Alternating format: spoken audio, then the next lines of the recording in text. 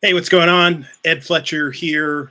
This is Ever Forward, a live interview show created by myself, Ed Fletcher, and we will be airing this on Access Sacramento. We're also live on Facebook, Twitter, and YouTube.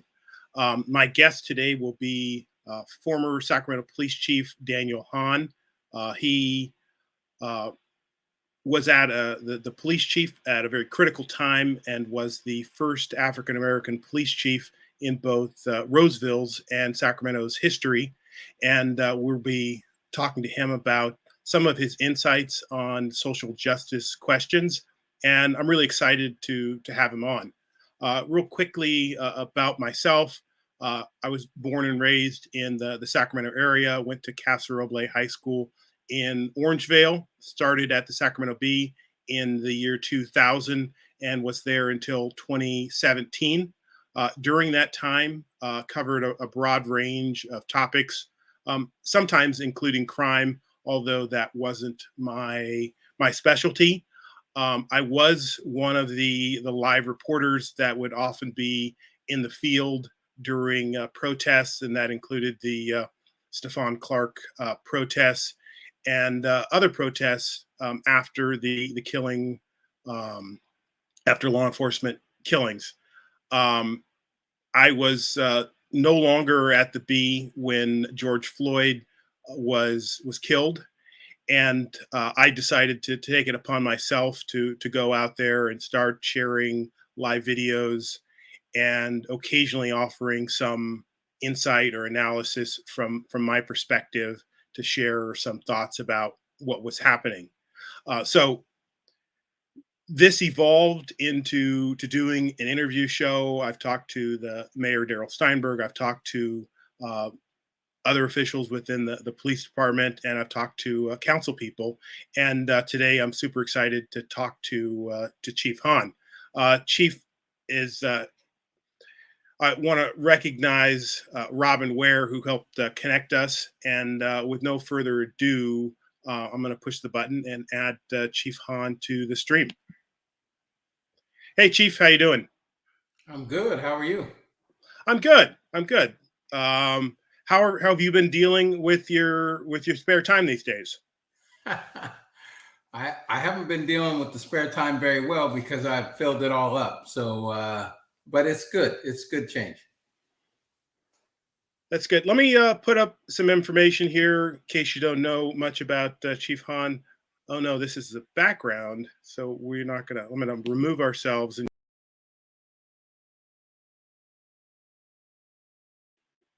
Chief Hahn is a Oak Park native. Um, became police chief in was it? Why don't you run down your history, Chief? Because I've covered it up with my technology. Yeah, I don't know what history you're referring to, but yes, I grew up in Oak Park. Went to Sac High and Sac City and Sac State. Um, and I started with the Sacramento Police Department in 1987 as a community service officer, and eventually worked my way up through the ranks to captain, and then went to Roseville in 2011 as not only the first African American police chief, but the first African American police officer in the history of the department, and then came back home in 2017 as chief in Sacramento.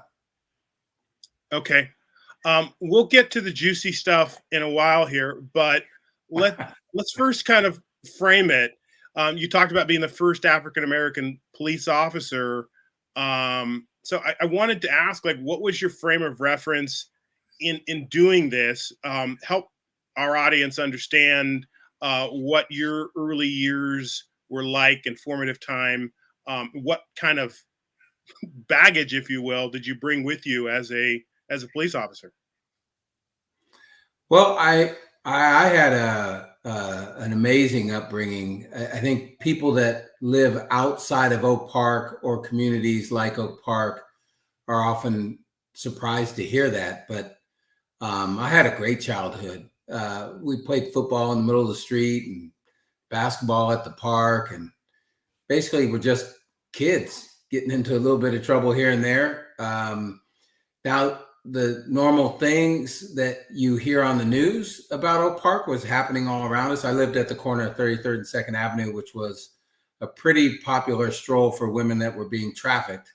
And so there were women being trafficked on our corner pretty much 24 hours a day, drugs being sold. Near the end of my youth was the crack epidemic. So I witnessed my first murder when I was 9 years old, where a guy got shot in front of my house multiple times and collapsed in the doorway of the liquor store across the street. And so I ran across the street and essentially watched him die in the doorway. I was arrested when I was 16 by a Sacramento police officer.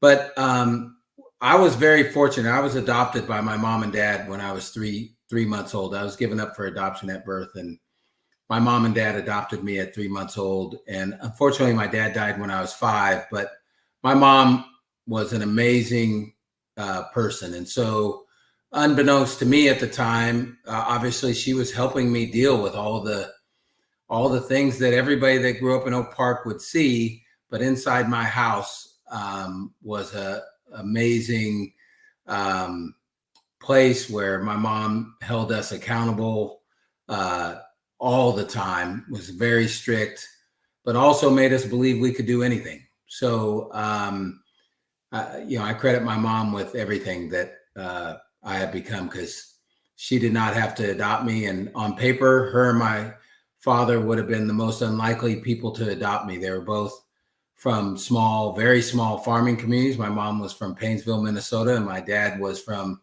a small community in Nebraska, both white, and decided to adopt a Black child. And ultimately, my mom, after my dad died, decided to raise me in Oak Park, along with my brother and sister. Thank you for sharing that.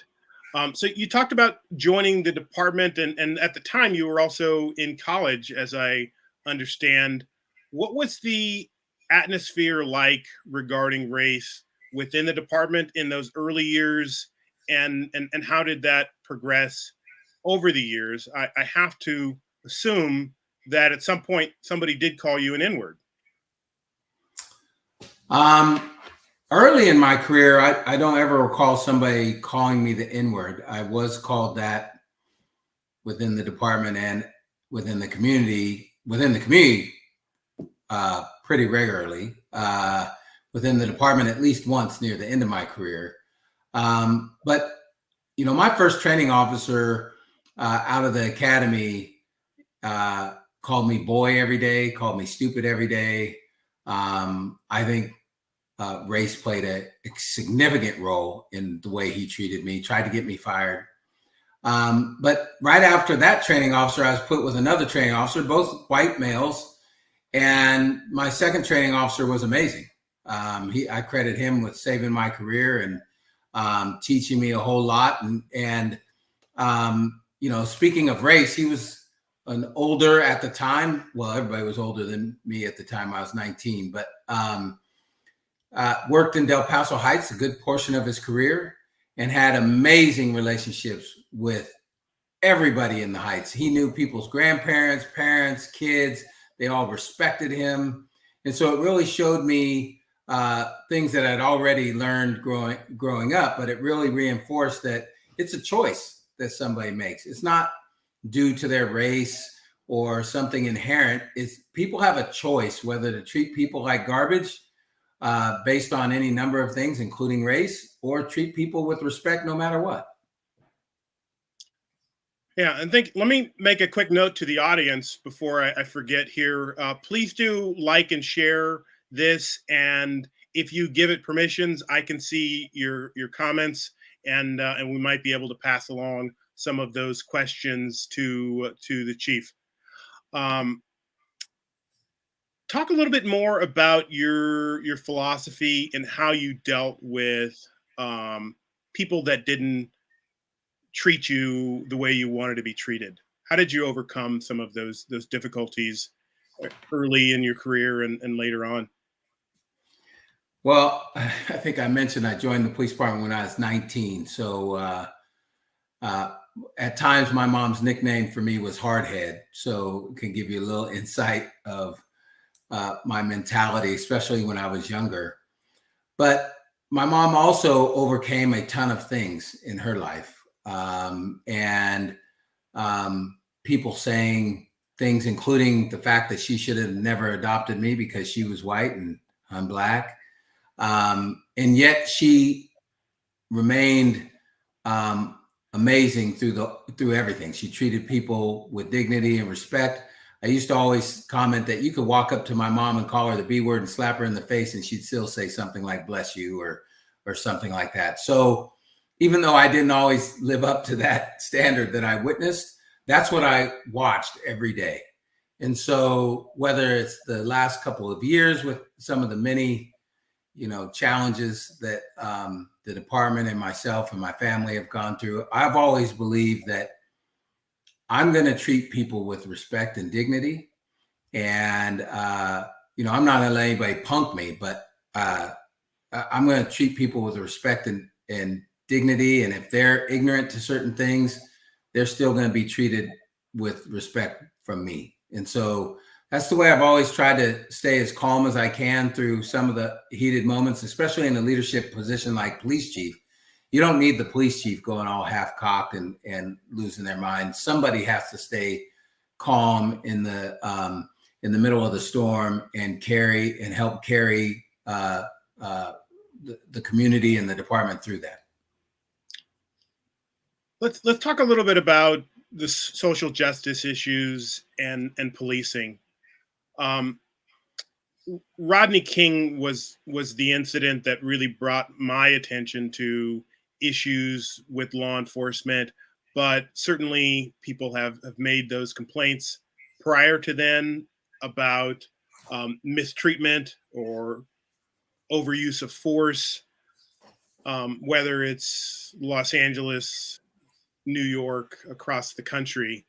I've talked about how the influence of both first video cameras and then cell phone cameras played a big role in removing some of the debate and creating some situations where the blue wall couldn't hide information. And then eventually we moved to body cameras, and it became a lot even more apparent, and it removed some of the ambiguity or he said, she said from the equation. From your perspective, talk about how the police have reformed themselves or other influences thrust reform upon them. And did you see the same need for reform?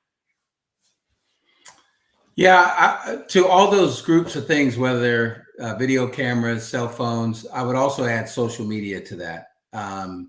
Because, when you and I were growing up, if something happened, say in Baltimore, anything really, but in this case, some sort of police action where the police are, at the very least, perceived to have abused somebody. Really, the only people that would know about that are people in Baltimore. And probably only the neighborhood that it occurred in, because people are hearing about it word of mouth or maybe on the local news. You wouldn't hear about it, say, in Oak Park in Sacramento.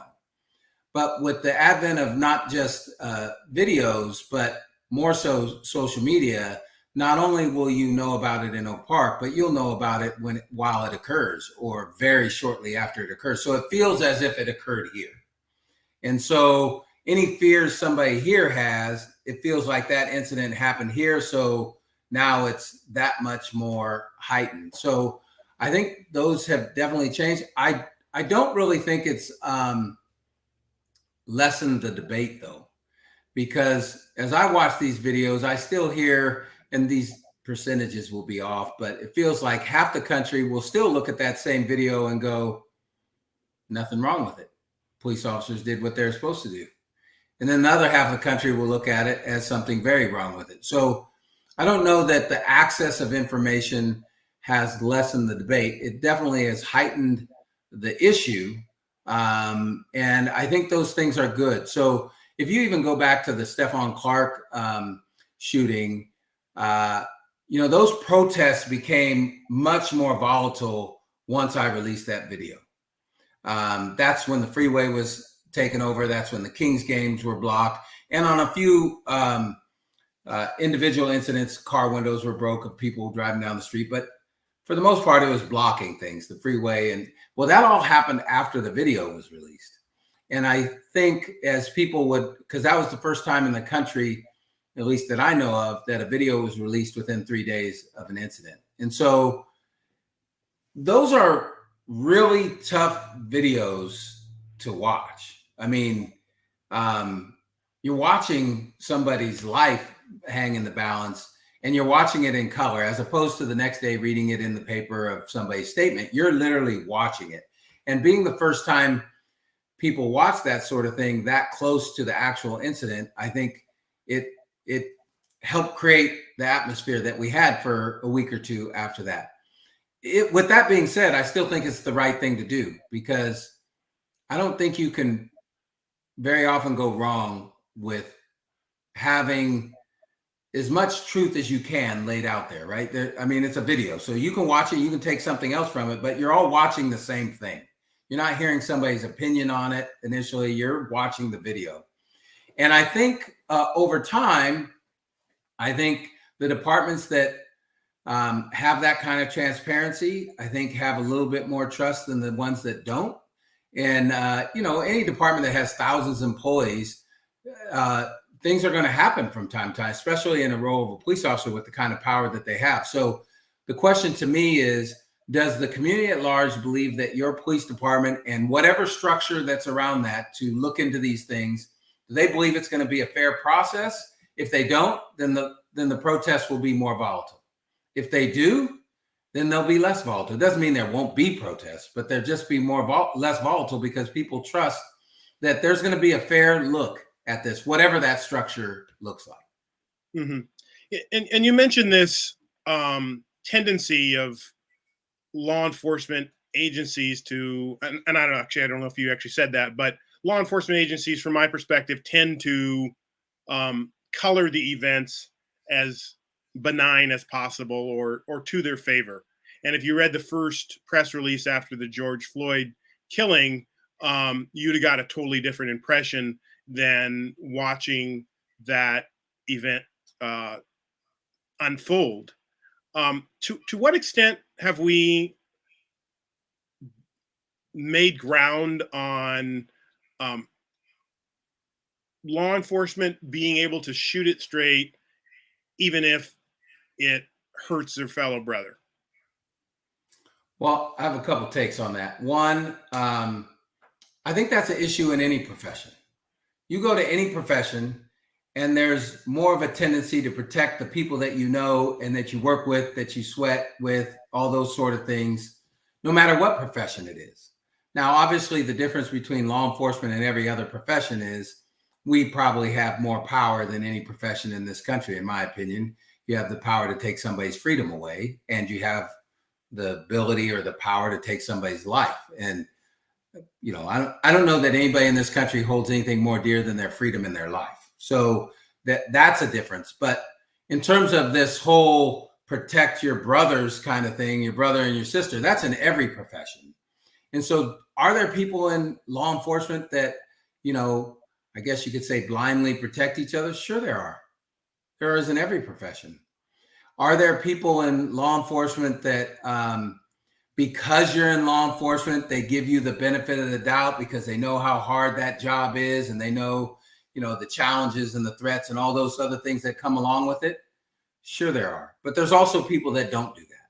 There's also people who would not stand for somebody violating the oath or violating the trust that they have built into the department. I've seen that firsthand with numerous investigations that ended in termination, where I terminated people that started by a fellow officer saying this wasn't right or what they did wasn't right. And ultimately, after the investigation, their suspicions were proved true and those officers were terminated. Even in the last couple of years, most of them have been covered in the news. Well, many of those started by fellow officers.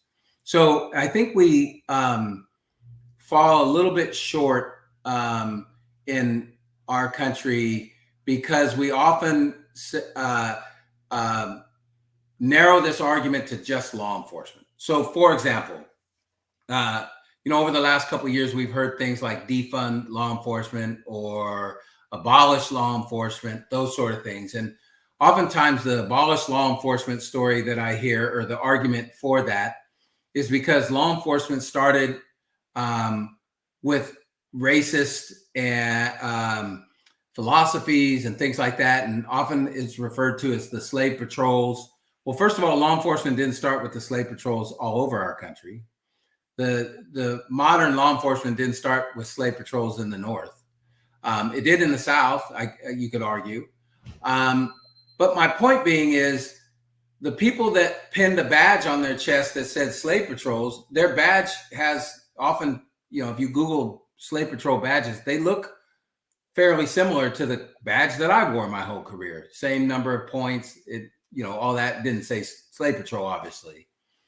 But those are not the people that came up with the laws that said Black people were slaves. They weren't the people that came up with the laws that said put all Japanese Americans in concentration camps. They weren't the media that advertised when a slave ran away. They're the enforcement arm of what society wanted, or at least the people in power in society. And so now we move forward to today. A lot of our issues are focused on law enforcement because law enforcement is the enforcement arm of these kind of philosophies or laws. And if all we do is focus on law enforcement, we're going to fall woefully short. The issue is much larger than law enforcement. Law enforcement is absolutely part of that, for sure, because we wield the power and we wield the ability to take your freedom away or your life. But I think part of the issue that we run into is these protests are started with the last match on the kindling is a law enforcement issue many times, George Floyd or Stephon Clark or those sort of things. But the issues are much bigger. If you listen to what protesters have said, not only in the last couple of years, but for the last 200 years, it's much larger than law enforcement. It's equity issues across the board. And, we get away, we make ourselves feel better by saying these protests over the last couple of years are unprecedented. They're absolutely not unprecedented. They've happened many times before in cities that burn worse than what we've seen in the last couple of years. Or we say that we call people that on January 6th that broke into the Capitol as patriots. Well, that has its roots in history too, of who we call patriots and who we don't.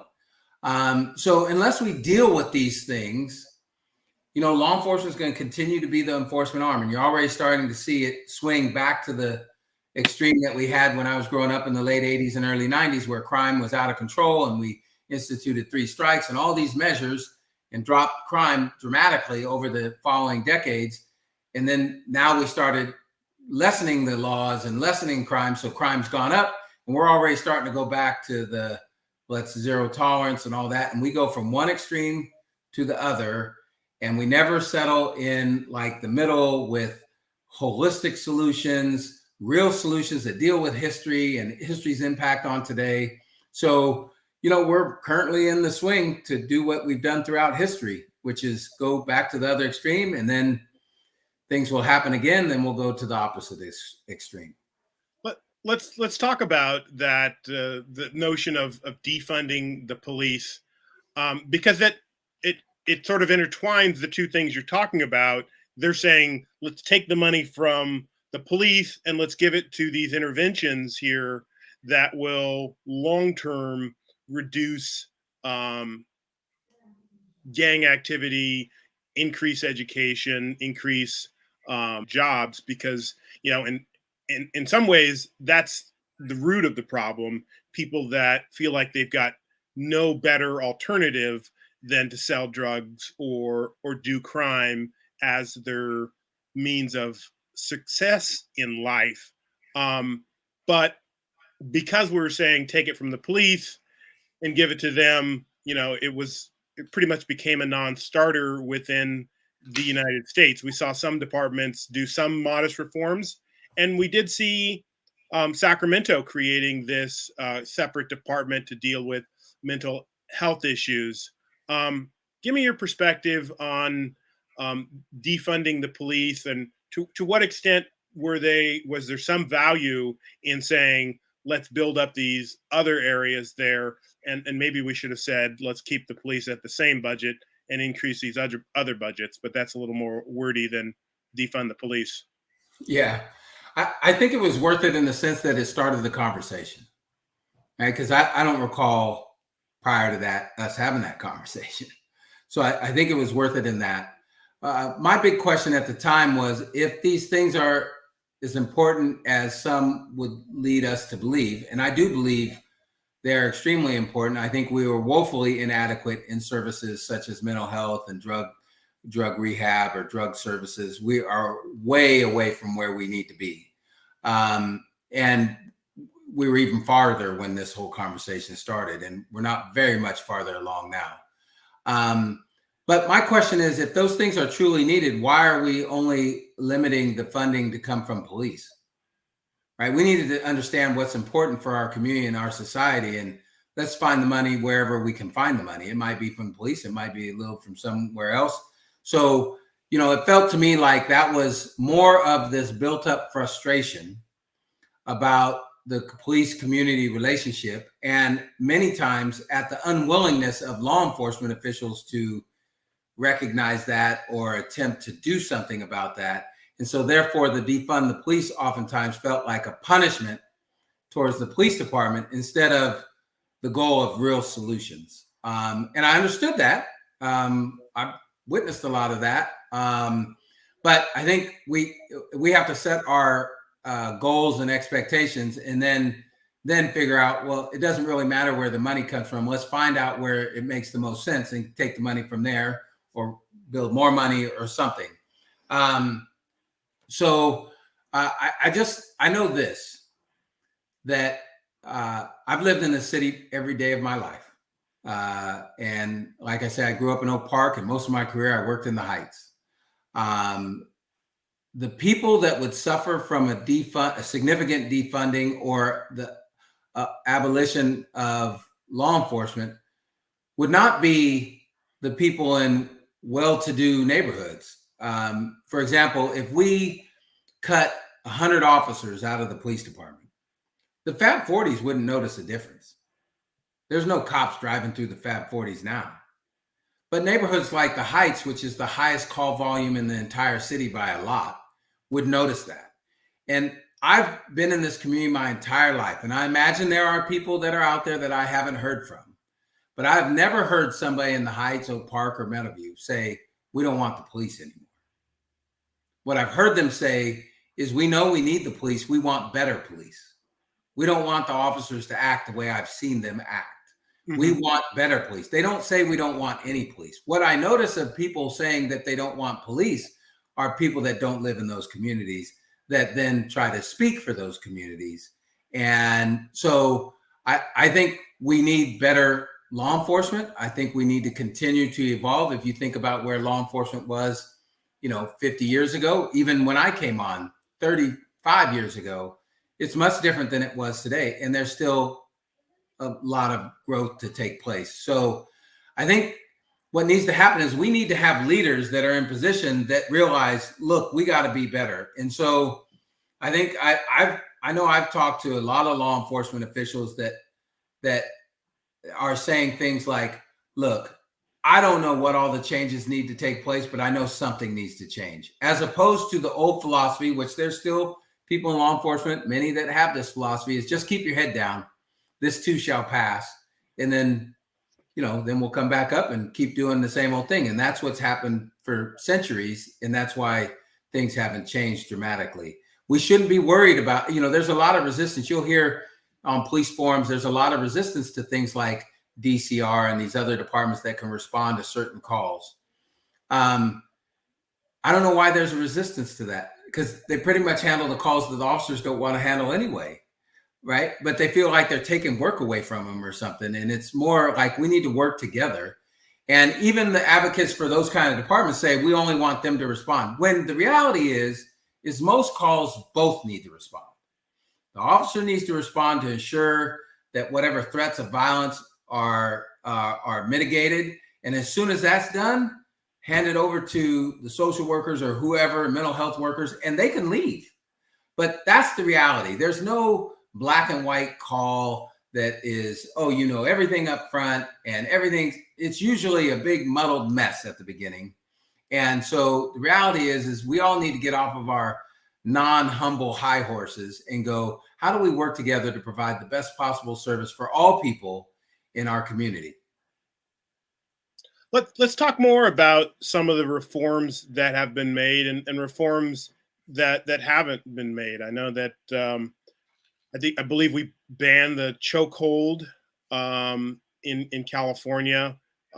We've limited police chases, foot chases, but at the national level, some of those reforms have stalled. Can you talk about where you see progress and where you believe that we need to make more?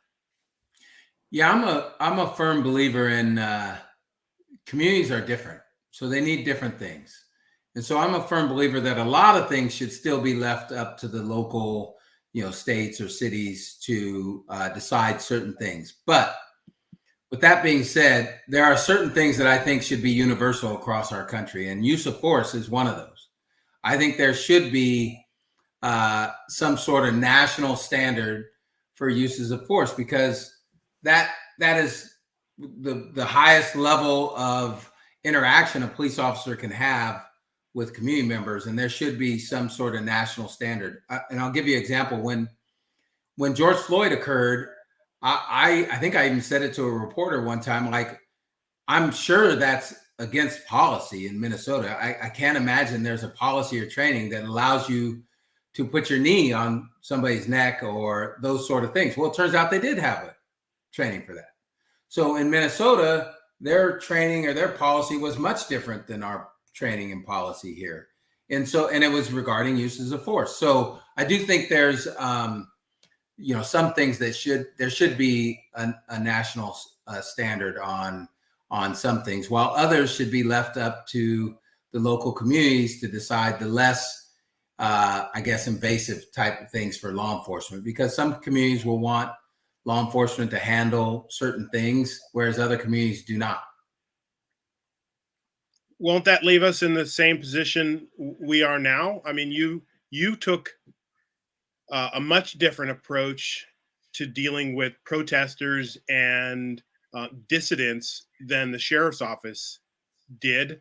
Could we see some areas of the country where they're just swinging wild, while other areas are drastically different?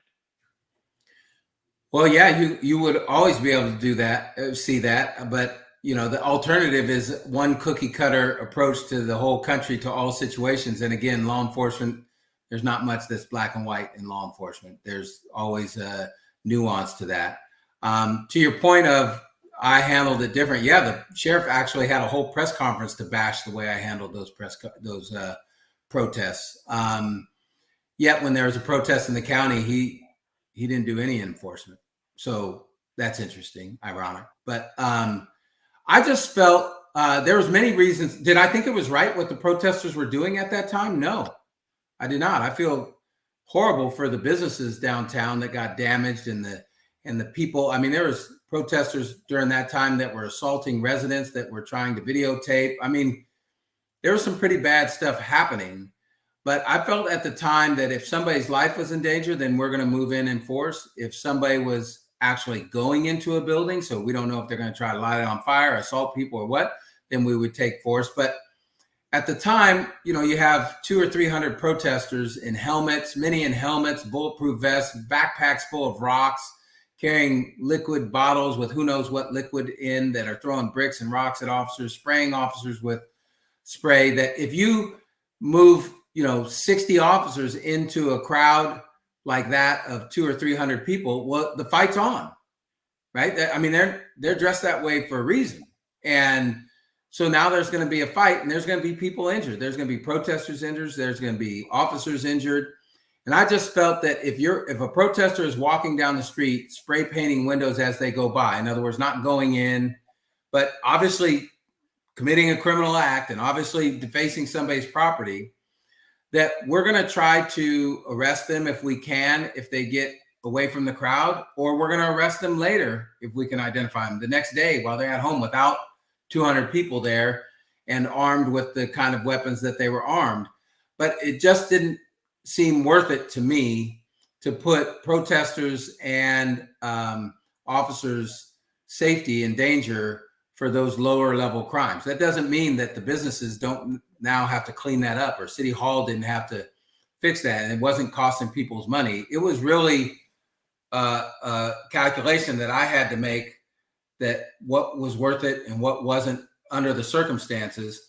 And to be honest, I wasn't 100% sure how it would end.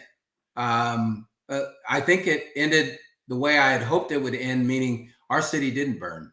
Nobody was killed or injured on officers or protesters' side through like there were in many other cities. So to me, the results speak to that. But I just think, for some people, whether it's the sheriff or many others that I've received a lot of communication from about how bad my decisions were, they just couldn't fathom this occurring the way it did. And I just felt like the time that was the right thing to do. And in hindsight, I think it was. Let me play a little clip here from a protest.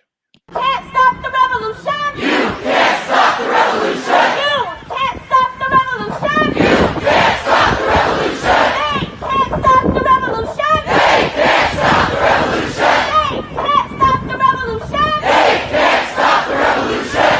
can't stop the revolution. They can't stop the revolution. They can't stop the revolution. You can't stop the revolution. You can't stop the revolution. Obviously, you know where that is. This is out in front of Darrell Steinberg's residence.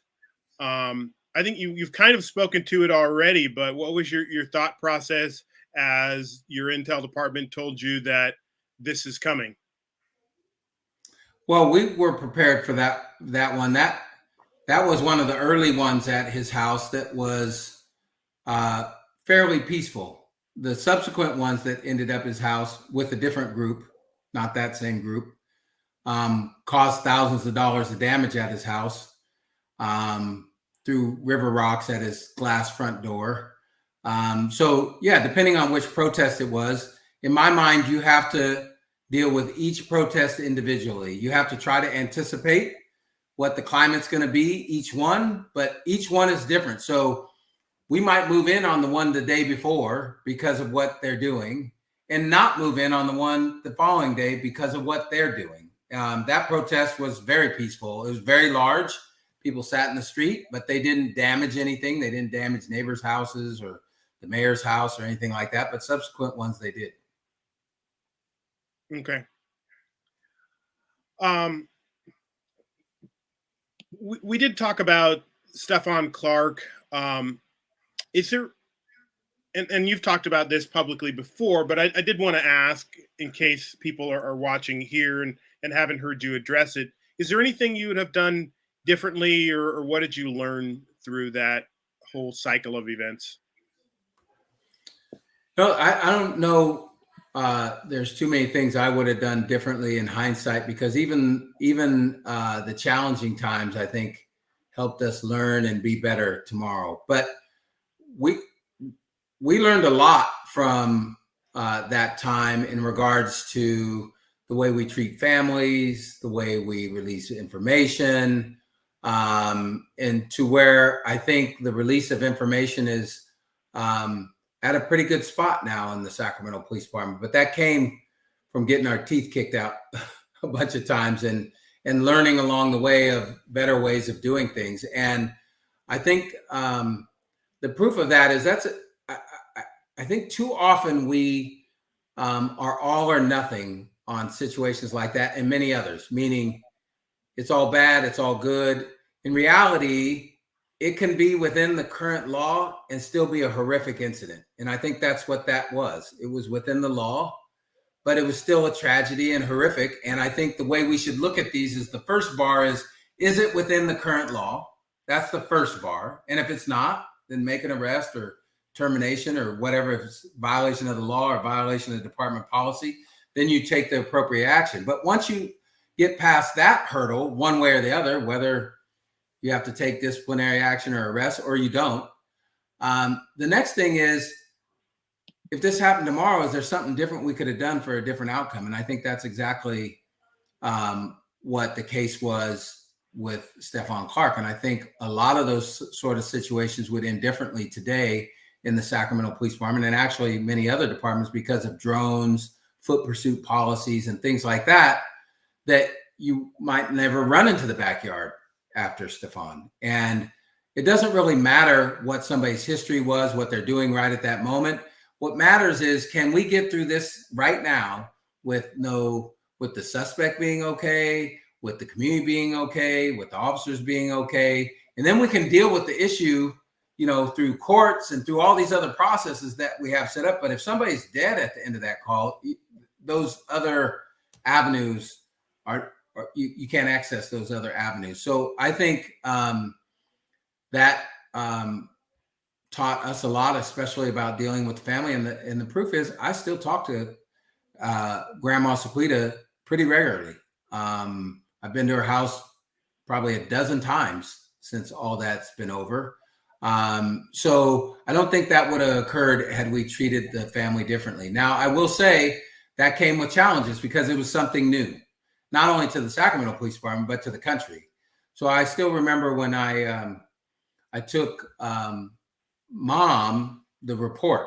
So by the time that occurred, the law had changed that basically said that all these reports, the criminal report, the internal affairs report, all these reports regarding an incident that's a officer involved shooting must be released at some point. And so I decided the right thing to do would be me as the police chief, as hard as those meetings were, which were way harder for the family, obviously, than for me, but was for me to take the report to them. So I asked them where they felt comfortable meeting, and they said the parking lot at Valley High and Mac Road. So I took it out there. Well, the media was there, so one of the channels filmed it. So I still didn't think much of it. Wasn't a comfortable meeting probably for anybody. But once some people in the department saw it, they thought, like, whose side are you on? And I'm like, well, they have a right to this report. Should we make them get lawyers and file Public Records Act requests? And they're going to get it at the end of the day. Or should I just give it to them? Which is the more humane and honorable thing to do, regardless of people's backgrounds.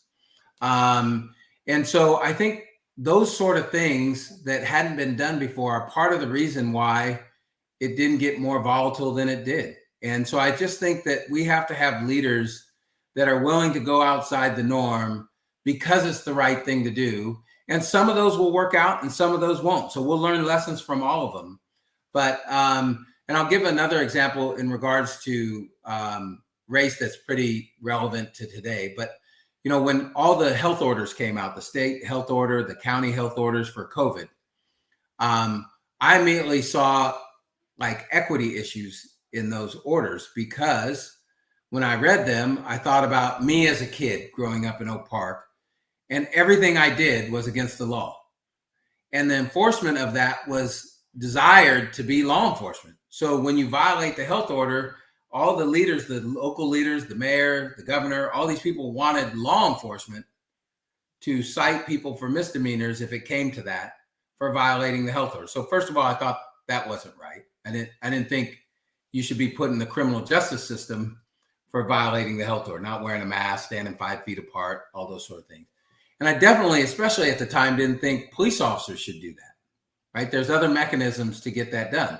I did think, I was willing to believe doctors who said we needed to wear masks and do all that, because I'm not a doctor. I'm like, well, if a doctor's saying that, I'm down for it. But I thought like businesses should be held accountable through fines or their business permit. I thought, code enforcement could enforce other. I didn't think officers should respond to that. The other big equity issue I had was, okay, so if everything was against the law that I did growing up in Oak Park and all my friends did, which play football in the middle of the street, play basketball at McClatchy Park, or in the summertime, pay $1 and you can swim all day at Sac High's pool. All those things were illegal per the health order. Yet you could still swim in your own pool if you had a pool. Well, nobody in Oak Park has their own pool. Nobody in the Heights has their own pool. Nobody in Meadowview had, well, maybe there's a couple, but many people in Meadowview don't have their own pool. So you could go hiking in the foothills. You could actually literally still play golf per the health order. Well, nobody played golf in my neighborhood. So I started thinking, where are most of our officers? They're in these neighborhoods with high poverty rates because that's where the vast majority of calls for service are. So if you want the police department to enforce the health order, well, most of the enforcement is going to take place in these impoverished neighborhoods because that's where the officers are at. And that's where a lot of the violations are because you've made everything that they do in that neighborhood a violation of the health order. So you might have 14% population in Sacramento that's African-American, but you'll end up with 50% of the citations being African-American. So I would say to all the officials, the police department's not enforcing that, right? And I do not think that the people that put that order together wanted that to be the result, meaning we want 50%. But I do think there wasn't enough care in understanding how this order would happen operationally out in our communities and the difference between this community and that community to take the care to figure out how do we keep each of these communities safe reasonably because there's a health crisis. At the same time, be reasonable in that. But like if you went to Oak Park during that time, people weren't abiding by that health order. They were still at the park. They were still doing those sort of things because what do we want them to do? Stay in their apartment or their house for 2 years? That's not going to happen. You mentioned police killings, and to many people, that's the bottom line is how do we create fewer interactions where somebody ends up dead. And I think this stat holds true here that according to the Mapping Police Violence, roughly 1,100 people are killed each year since 2013. In 2021, 1,136 people were killed by law enforcement. You've talked about some ways that we could reduce that number locally. Big picture wise, how do we reduce those numbers? What lessons or thoughts would you give to your brothers and sisters in law enforcement or people that are shaping law enforcement and shaping our governments? Yeah, I think first we got to stop being political and tell the truth. And the truth is many of those shootings, those officers were being shot at or assaulted. So, I mean, we got to tell the whole truth. We can't just throw out, headline grabbing stats, and we have to be honest with what is actually going on in our streets. And the challenges police and community have both. And then secondly, I think we have fairly clear standards, but things evolve all the time. So we have to have clear standards of when force can be used. And as technology evolves, we have to integrate that technology into the equation, especially when it can prevent a shooting. And if you think about when I came on in 1987, I had a gun, a baton, and pepper spray or mace. That's it. Now every officer has taser, pepper ball, beanbag, shotguns, all sorts of equipment that we never had. And I'm telling you, those get used on a weekly basis. That very well might have been a shooting when I was a young officer. So we have to do both of those things. But I think the other thing is we have to ensure that people are integrated, officers are integrated in the community, and the community is integrated into the department. Meaning, I think, we all have biases, and our biases are rooted in a lot of history in this country. There's biases about race. There's biases about lifestyles. There's biases about a lot of these things. And if you know about implicit biases, they typically crop up in behaviors in crisis when you don't have time to think, when you're doing 10 things at a time, or those sort of situations. And that's typically when an officer involved shooting happens, right? It's a split-second decision. And so I think we have to deal with our history, which we never do, and address these commonly held biases we have in our country that are not somebody necessarily people willingly having those biases. It's just what's happened throughout society. And obviously have clear expectations of officers and have good training and integrate that new technology. But the whole time we need to be honest with each other, because right now, what typically, whether it's community violence or officer involved shootings, a lot of the conversation relies around guns and either making more laws or less laws or status quo. And that's the solution for the violence that we see in our communities. I can tell you right now, that's not the solution. That might help. I do think there's some gun laws I would love to see. I don't understand why somebody needs a 150 round clip that can shoot it all in like a minute and a half, a minute. I don't know the necessity for that. I don't think our founding fathers had that in their mind when they thought of the Second Amendment or any of those sort of things. But the reality is many of the shootings, at least the community shootings that we see, those guns are already illegal. So stacking another law on top of that gun is not going to prevent that shooting. We have to deal. I do think there's some gun laws that could be added, but that alone won't solve this. We have to start dealing with our history, dealing with the underlying. I believe in personal responsibility, so I don't believe just because you grew up in a certain neighborhood, you need to do certain things. People need to be held accountable for their own actions. But I do think there are significant contributing factors that are man and woman made through leadership that have neighborhoods like the Heights being like the Heights for several decades, and the Meadowviews and Oak Parks being like that for several decades, which is poverty and lack of dreams and all those sort of things. While at the same time, in neighborhoods like North Natomas, we do all sorts of things to ensure that that doesn't happen in those communities. So I think there's a lot that needs to be done that is in addition to addressing just law enforcement. Okay. Well, I appreciate your thoughts on that, and definitely agree with you that the solution is broader than law enforcement. I do think that there can be more headway made in reducing shooting incidents that began as a minor incident, the Sandra Bland type cases, where perception and perhaps implicit bias plays a role in what they're expecting and what their fears are. But yeah, certainly the solution, it's bigger than guns, it's bigger than law enforcement.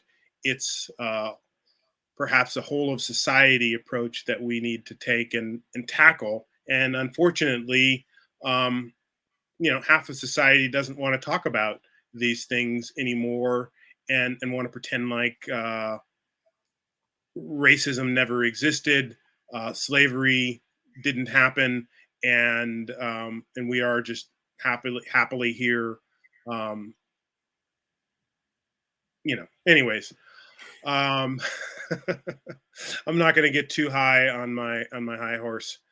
Um, Thank you, Chief Hahn, for your candid thoughts and sharing your perspective on social justice issues and law enforcement, and hopefully building towards a solution. Again, this is aired on Facebook, Twitter, and it'll be on YouTube, as well as we'll air it on Access Sacramento.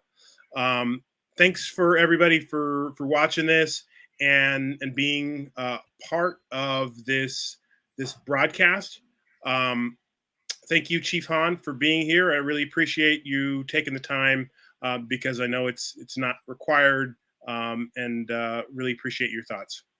Thank you for having me. All right. Thanks, Chief Hahn. I'm going to put up a little slide with my Patreon supporters so that I can thank them.